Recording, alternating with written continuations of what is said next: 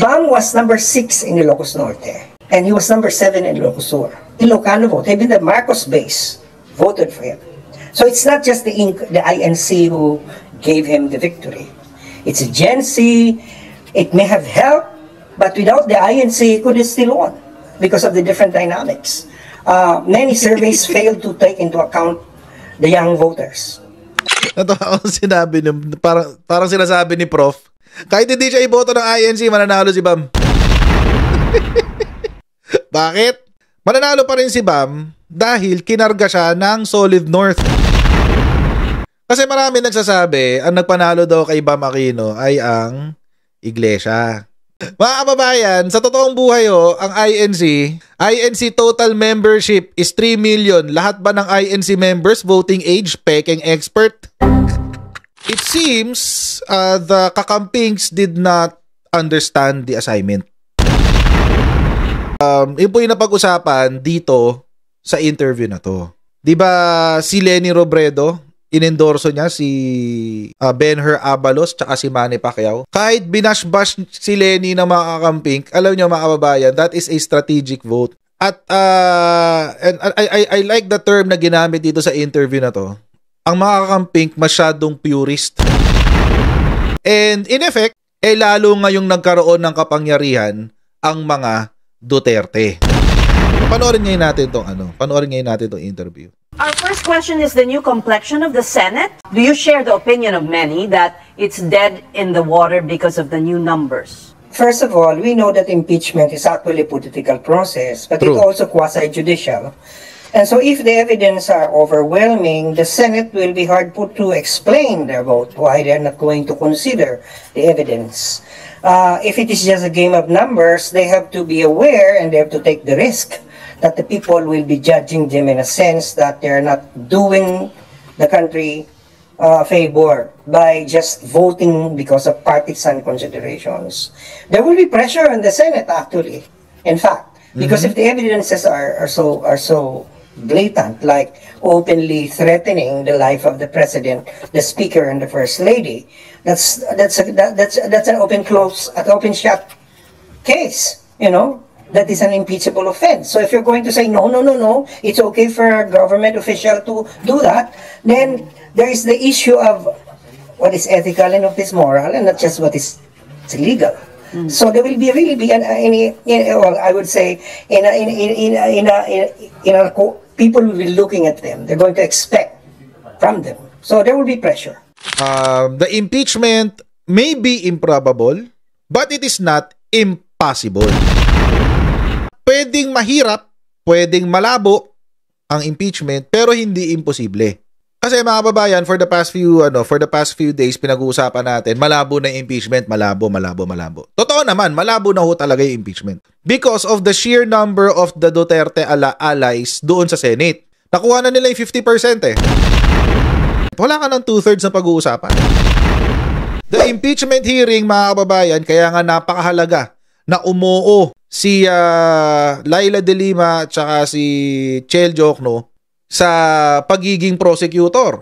Ibig sabihin, mga kababayan, mag-iiba na ngayon ang tema at timpla ng impeachment hearings. Expect that the impeachment hearings will be much more rabid. It will be much more aggressive compared nung nitong nakaraan. Dahil mas rabid at mas aggressive, expect na mas maraming mga kalokohan at kabalbalan ng mga Duterte at kanyang mga kaalyado ang lilitaw. So in short, Professor, it is 2028 that will actually be dictating how the tides will turn for Vice President Sara Duterte's impeachment trial. But you have to understand also, some of the senators have presidential ambitions, right? Yes. And so it will do them well to impeach her, to eliminate from the contention. So that's one factor that needs to be. You mentioned Bam Yes. Aquino, but he was supported by the INC. Do you think that will compromise his vote, his stance? Yeah, well, many people are saying that maybe that's a quid pro quo for the endorsement, that he's going to vote against impeachment. But you have to understand that Bam has also plans for 2028. Bam would probably be looking at his political future as well, and his base the one that propelled him mainly would be the base that would like to see accountability being imposed on the Vice President. And one thing that I think the numbers don't give us a lot, if you look at the vote of Ilocos Norte and Ilocos Sur, Bam was number 6 in Ilocos Norte, and he was number 7 in Ilocos Sur. Yun. Meaning even the Ilocano vote, even the Marcos base voted for him. So it's not just the INC who gave him the victory. It's a Gen Z. It may have helped, but without the INC, he could have still won because of the different dynamics. Many surveys failed to take into account the young voters. Natawa ako sinabi parang sinasabi ni Prof. Kahit hindi siya iboto ng INC, mananalo si Bam. Bakit? According to Professor Contreras, mga kababayan, mananalo pa rin si Bam dahil kinarga siya ng Solid North. Kasi marami nagsasabi, ang nagpanalo daw kay Bam Aquino ay ang Iglesia. Kasama dyan, eto, si Sas. Sabi ni Sas, now we can estimate the voting strength of INC. In 2019, Bam failed to make the magic 12 at 14 million without INC endorsement. Bam is number 2 at 20 million with INC. The difference is 6 million. INC's voting power is give or take around 5.8 to 6.1 million. Mga kababayan, sa totoong buhay ang INC, ito nga, kinote nga rin dito sa ni Romel Lopez, kung sino man siya. INC total membership is 3 million. Lahat ba ng INC members voting age? Peking expert?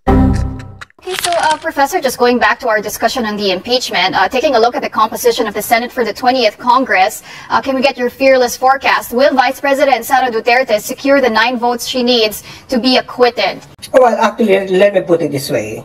She has the numbers, but she's not sure if she will be acquitted. And I would look forward more to the presence of Chel Diokno and Laila de Lima in the prosecution panel, and with Jinky Ruiz through there as well. It's going to be exciting. Exciting yan. Something that I even told a friend, maybe this is going to survive the impeachment vote, but that's only after going through hell of a prosecution.